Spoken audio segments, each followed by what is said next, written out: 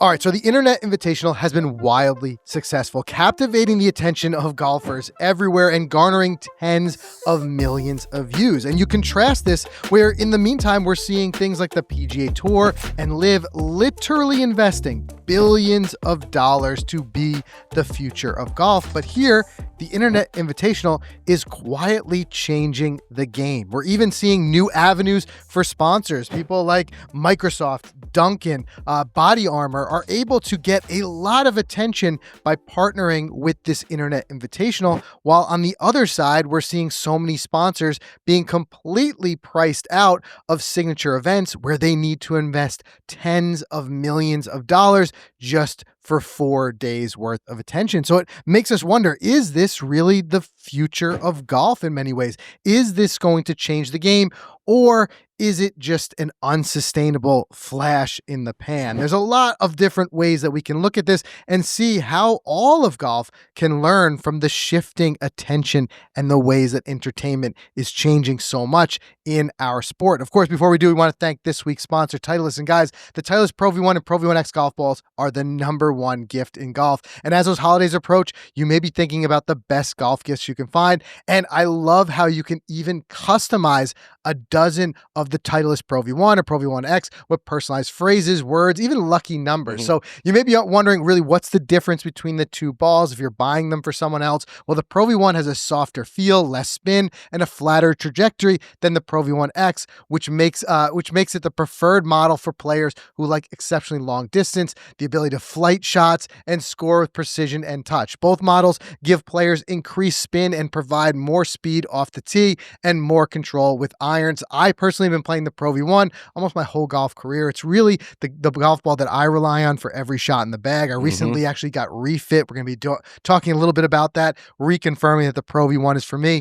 But like I said, you really cannot go wrong. You can go to the Titleist website, find out a little bit more about the differences between the balls, and then that way you can kind of craft your gift. As I said, adding that personalization is the real touch. So this is going to be, as always, you can't upset anyone with that gift that is just old reliable. It is the gift for the holiday season. So look for Titleist for that gift. So Mike, I mean, we've been watching this closely. I would say no denying that it has captivated, not only, and I don't want to pigeonhole this as just golf fans. I think what Barstool and Breezy and some of these personality-driven entertainers, in a lot of ways, you call them influencers, entertainers, whatever you want to call them, are smart about is that they extend, because they're so personality-driven, the comedy side of it, it really extends its reach beyond just the game. So it's not just diehard golfers who are interested in this.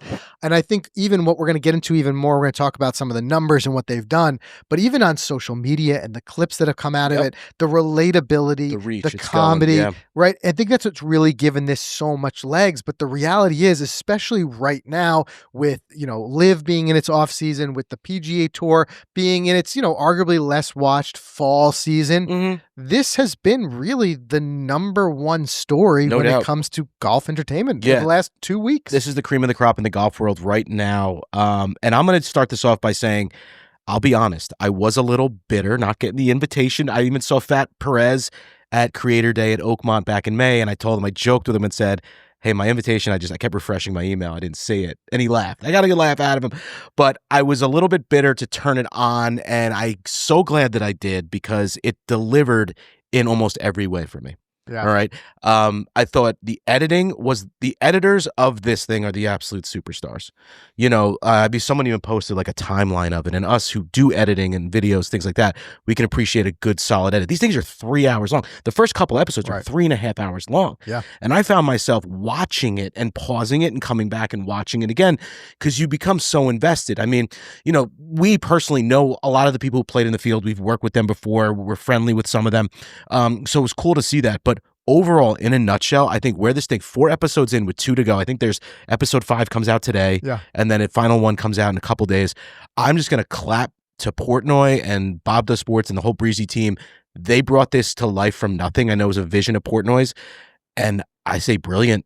That's what I'm going to say. I think it's brilliant. I do have some negative feedback on it, and we'll get to that in a sec, but overall, well done. And I think that's just it. They know content. They know what they're doing. 100%. And again, what we're going to talk about, and I think this is why you can't draw a direct comparison to the PGA Tour and Live because of exactly what you said, editing. This is not a live broadcast. And this is where it becomes even hard to, and a lot of cynics will say this, you can't compare the numbers because you get something like the Masters, which is getting 12 million viewers all at the same time. These are concurrent viewers, which is in a lot of ways that is a bigger viewership than 10 million views, over time. But there is benefits to both, and I think there's stuff that both can learn from each other in a lot of ways, whether that be that the Internet Invitational wants to add a live component at one time, or if the PGA Tour and Live want to do something, tangentially to what they're doing now. And I think one who's done that really well is Liv has done it, I believe, better out of the two with the duels, because you're including the personalities and the pros. And I think that the views have shown that it's getting more views than what the PGA Tour has done with the Creator Cup. But let's talk about some of these reactions that we're seeing, because the golf world and golf media has heavily been talking about this and saying, like, listen, this is an inflection point where we can learn something to kind of grow the game. So I saw a quote from golf.com that I thought put it well. They said, in all likelihood, this week's most compelling golf tournament will take place entirely on the internet, featuring a field comprised of 0 full-time professional golfers, playing for a prize fund not much smaller than a typical PGA Tour event. In the world of democratized distribution through social media platforms like YouTube, it's not hard to see a world where this format proves repeatable and profitable. And that's just something to learn from, repeatable and profitable. And we're going to talk about later in the show the future of the Internet Invitational, specifically where this can go, because the pilot worked. There's no denying that, right? But again, how can not, and I'm even taking this outside of golf, how can even other sports learn from this, as being where we always lived in a world where the real entertainment value came with the highest, professionals in the league playing live events. Now there's a whole new avenue, and I think Barstool and Breezy have done a really good job of showing us how that can work. Yeah, absolutely. And I think, we were talking about this the other day. I mean, what do you think is a better spend for a MasterCard to spend $25 million to purse out Bay Hill, or Duncan to throw $1 million, where Duncan in this Internet Invitational is constantly in your face? I mean, they built a drive-through Duncan on one of the holes. Brilliant. The sponsor integration was spot on. You could tell that Duncan is the cream of the crop sponsor there. They must have donated at least They must have pitched in 7 figures for this, because they are so in your face all the time. But I thought other brands are going to look at this and go, it's a way cheaper but maybe better investment. No doubt about it. And I want to get into that in a second. I want to break down that. Although it's not public, exact, the figures were not published to Barstool of what someone like Duncan's spend was. There's a lot of ways we can back end into that, do some back of the napkin math and kind of surmise that. But again, and I want to hear from you guys in the comments how much of this you agree with versus you don't. Do you watch it? Have you not watched it? What is it about it that you like? What is it about that's causing you not to tune in? But I thought a piece that I read the other day was from My Golf Spy. I thought they did a really good job of breaking down exactly what about it was compelling. They said they had asked around, paraphrasing here, but asked around, some of the guys who were watching it and what the reasons were, and they compiled a pretty good list. So they said, speaking specifically of the Internet Invitational, they said one big selling point is that the event can be watched or paused on your own timeline without commercials. Again, something that in a very busy world, you don't have to line up with we talked about this last week, time zones and Liv's struggle with getting eyeballs here domestically for, let's say, a Hong Kong event, if it being live, right? And one thing that I will say was the absolute condition for success here was, because it was not a live event, the incredible job that all of the creators involved did with keeping it under wraps, because this was filmed months ago. It's still under wraps. Yeah, of who won and everything like that, of not saying that. That's what makes it, because that otherwise is what the reason why, we'll all watch highlights here and there, Sure. but we rarely does anyone watch a live event into completion after it's completed, because it's almost unavoidable with news come flashing across our phone and Yeah. everything else of who won. Right. So I think that was important.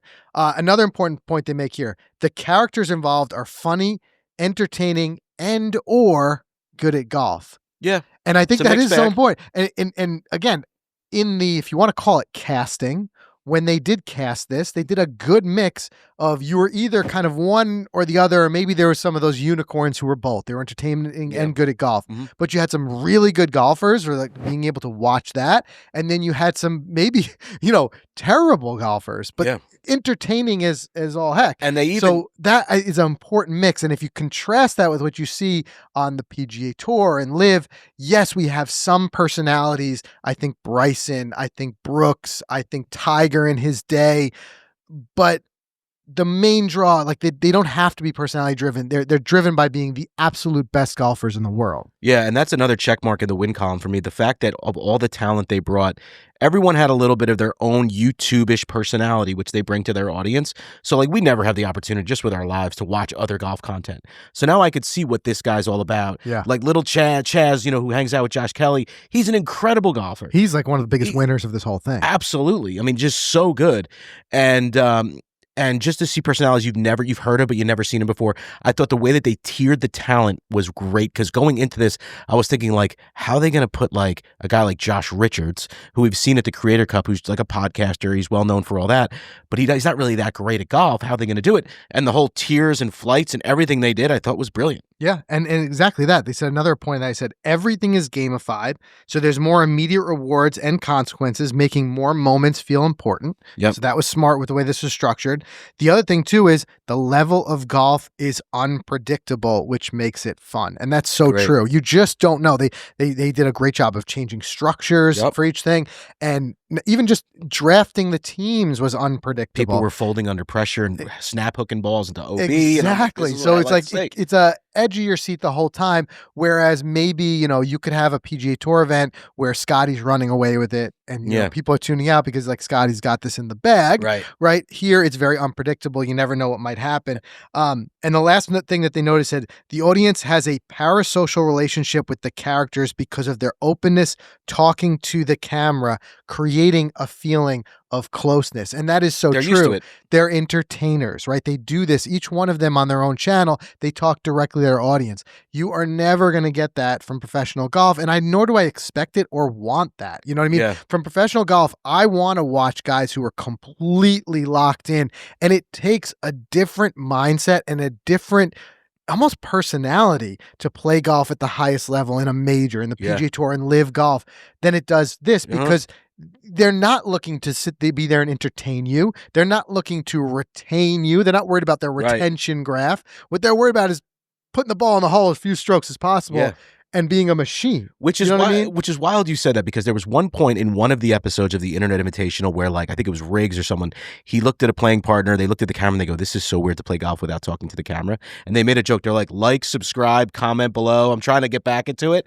Yeah. But like, imagine a world where Scotty Scheffler is right before his shot. He's looking at the camera. He's like, all right, 147, wind off the left. I got a stock whatever iron here, like acting like a YouTube creator. Yeah. It might change the world of that a little bit, but it was cool to see. That was another check for me to see the YouTubers come out there during this intense big money game. Right. And so like kind of trying to put a bow on this, and like, because I mean, we're talking about all the reasons why it was so successful, why it so matches the moment culturally. But like I said, there is also things that are going to hold this back. This is not just going to take over and erase the PGA Tour and stuff like that. There's a lot of reasons for that. But another thing that's worth mentioning here as we kind of like wrap that whole segment up is that really thinking about this, in a world of social media and short attention spans, I think this style has undoubtedly just fit. It fits the way that they did a masterclass of cutting this down into segments and finding a different story. So if we do live in this world where attention is the currency, and being so adept at, like, you think of like the Luke Kwan story, right? Even I saw a recent interview with Riggs from Barstool, who said that at the time it was not nearly as big a story as it came out to be later in edit. They found that as being like the story. At the time, it was like, okay, he slept in or whatever it may be. Right. They didn't think it was going to captivate attention, right? It ended up doing that, and they leaned hard into Sure. it, creating Brilliant. not just the long form, but the short form as well. So if we live in a world where attention is the driver of the currency of sponsorship, what does this mean? What does this mean for the future of sponsorship money? And that leads into that next discussion, which you brought up earlier. We now have a situation where we've seen on the PGA Tour more and more sponsors being priced out, especially for signature events, because as purses grow in this 20, 30 million eye-popping numbers, the investment that they have to invest is staggering.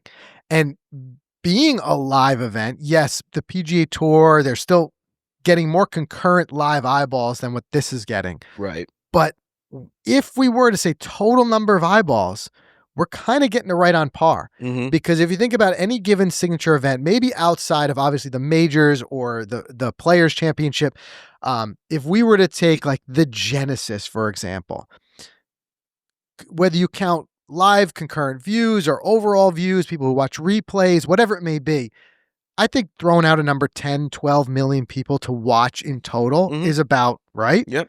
Then you're saying you're already meeting those numbers with the Internet Invitational, 10, 12 million. So it makes you wonder, like, if you were somebody like Duncan, and we don't know exactly what their investment was, but I highly, highly doubt it was $20 million. Yeah, no. If I'm a Wells Fargo, you know what I mean?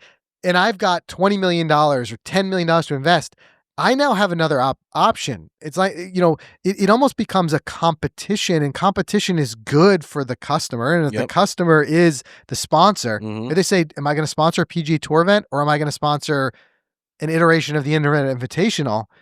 Right. You can make a case for a lot of sponsorship dollars being pulled from one place, traditional media, and going to another. Yeah, I don't doubt it's going to happen, and I can even see if Internet Invitational Part 2 happens, say next year, I can even see the purse being more. I feel like more people are going to come on board. Yeah, because the proof of concept of concept is there, and Barstool, as good as they are, they can make any sponsor front and center. Even if it was a credit card company, they'll build something on that. Sure, they're smart like that, and I think it's only. I think their only thing that would kind of put a cap on that is there's no denying the demographic of viewership, although a lot of crossover, undeniably, but there's no denying the demographic is different, right? Yeah. So there are, and it's funny, I use the example Wells Fargo. I don't think they would be quite as good of a fit here, right, as they are for a traditional PGA Tour event, which undoubtedly skews older and might better meet that demographic. Now, I'm speaking broadly. I don't know exactly what Wells Fargo is pushing at the moment. You know what I mean? It could be opening a bank account, which might match with a younger audience. I don't know. That's why the Microsoft ad read in this Internet Invitational kind of threw me a little bit. Yeah. The other three I think are perfect for their audience. DraftKings, Body Armor, Duncan. Right. The Microsoft one was out of the blue, but it is. But look, I mean, even Microsoft too, like they might, depending on what they're pushing, it might just be looking for a younger audience. So I think if nothing else, there's no denying, without having the exact demographic numbers in front of us, the Internet Invitational is probably pulling a younger and more, I want to call it almost golf fringe audience than an older and more golf diehard audience that the PGA Tour would pull. But that doesn't mean there's not a value for both. Yeah, right. Right? So it does make me wonder if we could potentially work towards a world where I still think, and I think we're going to start hearing more and more about this, because I just feel like the writing is on the wall. I think we're going to work towards a world where the PGA Tour looks a lot more like LIV's schedule than the current PGA Tour schedule. And what I mean by that is, and this is a topic for a whole other episode, I'm definitely going to get into this more, and we're going to see this more unfold.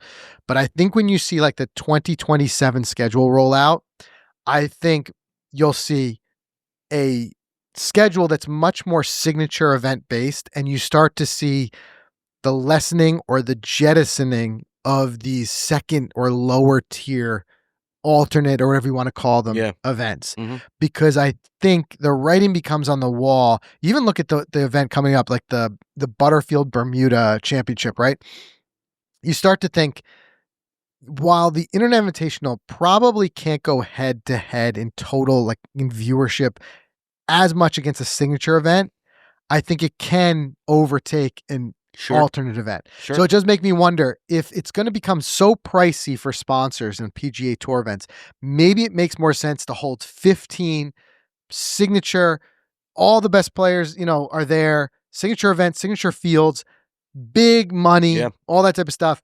And then some of that money and attention starts to trickle towards other types of events like this that fill in the gap that can't, you get to a point where like the Butterfield Bermuda maybe can't compete against this. Yeah, that's right. it. Even field wise, if you want to really take it that far, like didn't wasn't it George or Wesley who was playing in the Butterfield Bermuda? I think both of them played in it last year. Right. Like you may even get some cannibalization of the field where a guy like those guys might make more sense for them, monetarily and career wise to play in an Internet Invitational. Yeah. Right. If it was that same week. Right. So there's still a lot here to break down. I do want to talk about like what you said, maybe the stuff that they got wrong, some of the stuff that they could do better, and where they could take this going forward, because the question does become, is it scalable? If it wanted to put pressure from a sponsorship standpoint on more traditional leagues like the PGA Tour, and I don't know if you could call Live traditional because it's only been around for 4 years, but traditional format structured type of live competitive golf. Can it put pressure on that? What would it take to do it? So let's do a break, so a word from our sponsor, and then let's get into that. All right, guys, golf season is still going. We're still playing, and we're going to go until it snows on, anywhere on the ground, and we can't play. When they say no, that's when we'll stop. But before that, we're covered head to toe, all kinds of apparel from Footjoy, whatever the weather condition is. And I broke out the Thermo series. We played in Brooklyn last week, and it was kind of cold when we started things off.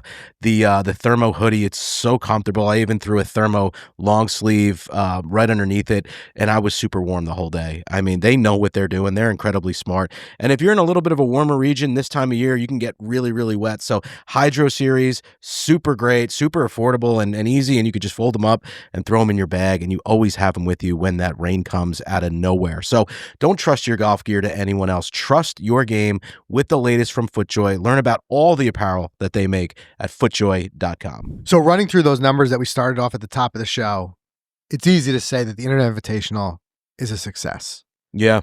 But we still have to say, like, does that mean they got it all right? Or in your view, in your opinion, was there some stuff that they could have done better or they can learn from? Because I think it is inevitable that they're going to have another one. Yeah, I think so. Right out of the gate, I think one of the things instantly is like, I couldn't watch it with my young children. Yeah.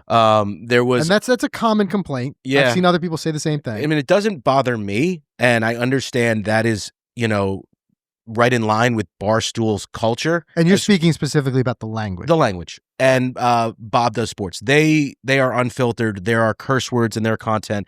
That is their culture. That is their audience. So they kept it very consistent. I get that. I think it just eliminates me from sitting on the couch at night on the big screen and putting on the Internet Invitational in front of my family.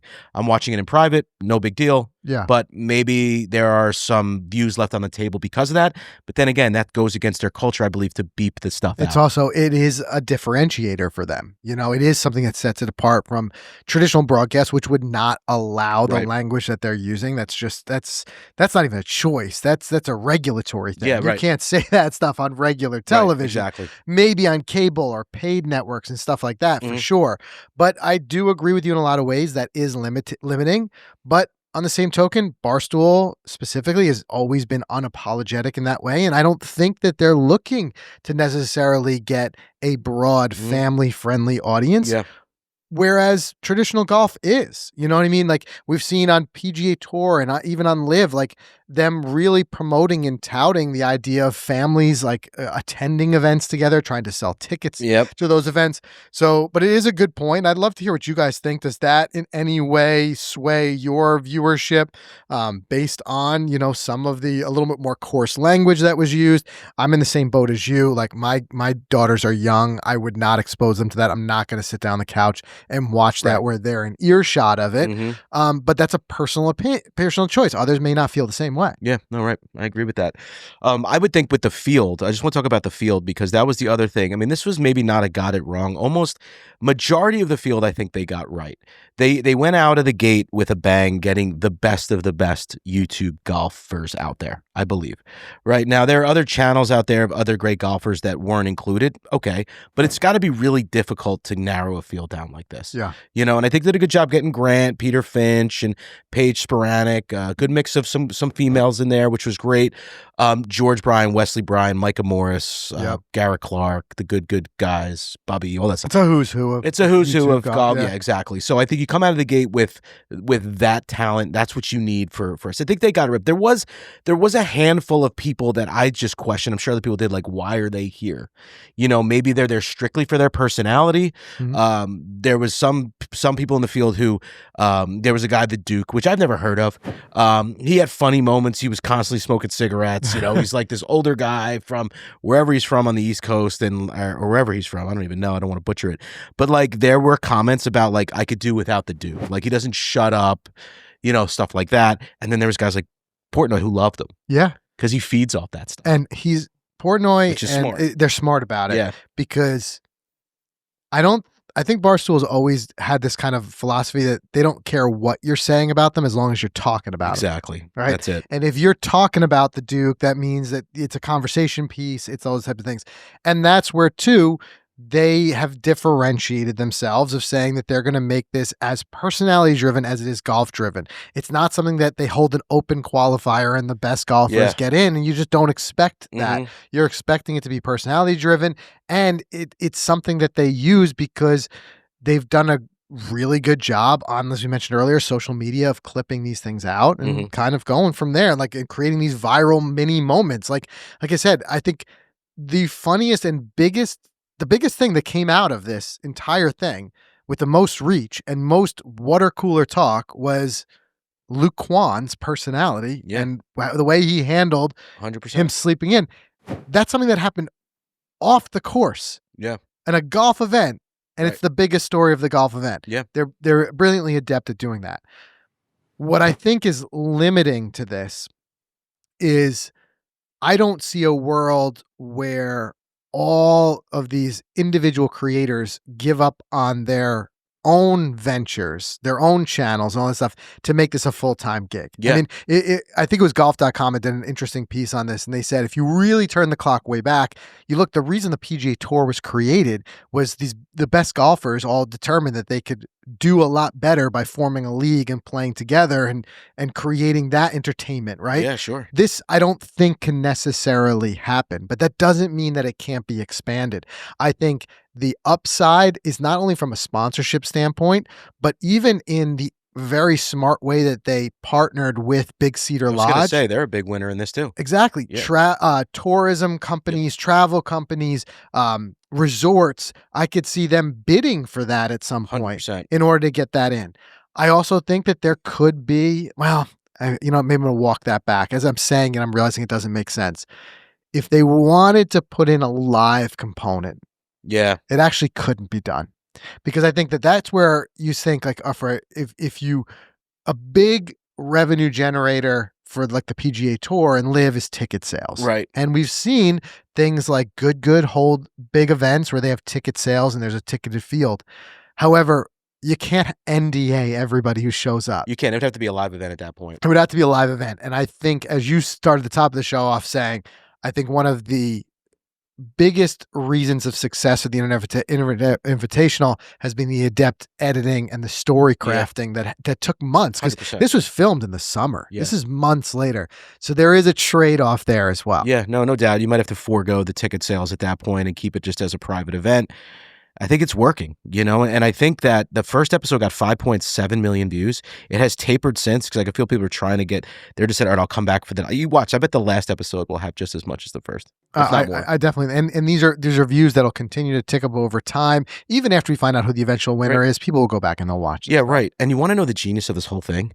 There are people like you and me doing a podcast, talking about it, and talking about the sponsors, giving the sponsors more highlights. The reach of this thing has just rippled through the YouTube content and I think community. part of that genius too was where they place it in the schedule. By doing it now, You know what I mean? If they decide to release this midsummer or a major week, Yeah. I don't think it would. I think it would. I don't want to downplay it. It would have had a lot of reach. Sure. I don't think it would have had the same amount of reach. They very smartly said, let's put this in a part where everyone's craving some golf that's you're not really getting. Yes. And then yes, that is the other side of it. It's been a PR win across the board with every major news outlet talking about it.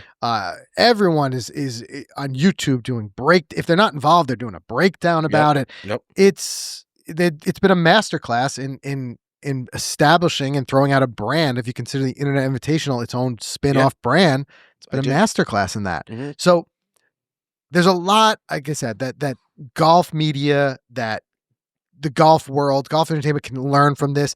Do I ever think that this is going to be a direct replacement for the PGA Tour, for Live Golf, for live, DP World Tour, top tier professional golf? No, because I don't think that that's what it's trying to do. Right. But I do think that there's both sides who can learn from this. And I think that it does show that golf is something that can be consumed in a lot of different ways. We all throw out that phrase of grow the game. I think this is another way of learning to do that, because I think there are going to be many people who are, again, on that fringe, who tuned in for the personalities and might say like, hey, these guys kind of look like me. These guys talk like me. Yeah. They're out there having a lot of fun playing this game. Yeah. Like maybe I'll give it a go. Yeah, exactly. And I think that's going to that relatability is going to get a lot more people into the game than seeing Scotty Scheffler win again. Yeah. Right? Now, the ultimate inflection point was Tiger, when the Tiger boom. That Tiger got a lot of people into the game, the way he played and stuff like that. But that doesn't mean it's the only way to bring people into the game. Yeah. So I think it's interesting. We'll continue to watch it unfold. And I want to leave you guys with one last note. And if you're still listening to the show at this point, applause to you. I want to know in the comments below, my thought going forward, you mentioned this a little bit, 2027. Imagine in a world where the TGL was firing on all cylinders from January to March, live in the PGA Tour. They do signature events March through August. From August through the end of September, maybe early October, we give the Korn Ferry Pros a chance to make it on tour with a fall series. And then where we are now in November, December, Internet Invitational, creator stuff, blow it out that way, back to January. Then you got golf all year round. You got your majors. You got everyone playing. No one misses a beat. No one's like, can't go to this TGL because you got to go out the tour. Like, everything is set, golf all year. Yeah. Got to make the fan happy. I don't know. Hey, look, it's more golf is always good for us. So, all right. So make sure you guys subscribe wherever you get your podcasts, and we'll see you in the next one.